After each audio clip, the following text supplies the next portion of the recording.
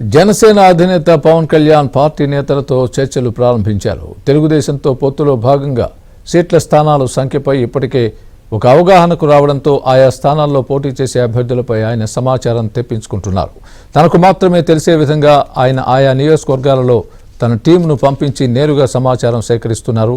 అభ్యర్థులపై సానుకూలత ఉందా లేదా అనే అంశంపై ఆయన సమగ్ర సమాచారాన్ని సేకరిస్తున్నారు.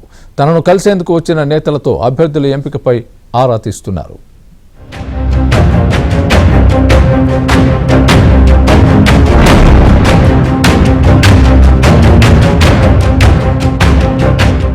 తెలుగుదేశం జనసేన పొత్తులో భాగంగా సీట్ల సర్దుబాటుపై చర్చలు కొలిక్కి వచ్చాయి. జనసేన అధినేత పవన్ కళ్యాణ్ 32 స్థానాలు కావాలని కోరగా 20 స్థానాలపై ఏకాభిప్రాయం వచ్చినట్లు సమాచారం. మరో 5 నుంచి 6 స్థానాల వరకు కూడా పొత్తులో భాగంగా జనసేనకు కేటాయించే అవకాశం ఉందని చెబుతున్నారు. ఈ నేపథ్యంలోనే జనసేనకు కేటాయించిన స్థానాల్లో పోటీ చేసే అభ్యర్థులపై పవన్ కళ్యాణ్ నియోజకవర్గాల నుంచి క్షేత్రస్థాయి పరిస్థితిని అడిగి తెప్పించుకుంటున్నారు.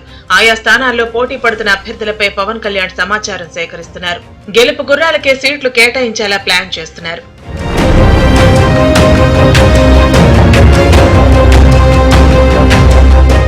ఉభయ గోదావరి, విశాఖపట్నం జిల్లాలో జనసేనకు కేటాయించే స్థానాలపై ఇప్పటికే స్పష్టత రావడంతో ఆయా స్థానాల్లో పోటీ చేసేందుకు అభ్యర్థులు పెద్ద ఎత్తున పోటీ పడుతున్నారు.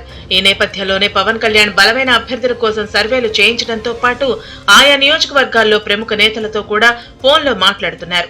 జనసేన తరపున ఎవరిని రంగంలోకి దించితే బాగుంటుందనే అంశంపై పవన్ చర్చలు జరుపుతున్నారు. జిల్లాలోకి కీలక నేతలతో ఫోన్ల ద్వారా సమాచారం తెప్పించుకుంటున్నారు.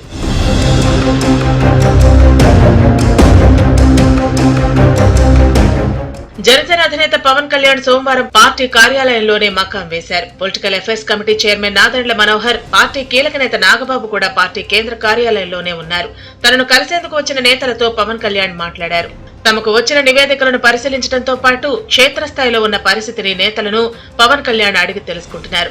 తమకు తెలుగుదేశం పొత్తులో కేటాయించిన స్థానాల్లో అభ్యర్థులను రంగంలోకి దించేందుకు ఆచితూచి అడుగు వేయాలని, ప్రజాభిమానం ఉన్న నేతలనే పరిగణలోకి తీసుకోవాలని పవన్ కళ్యాణ్ పట్టుదలతో ఉన్నారు.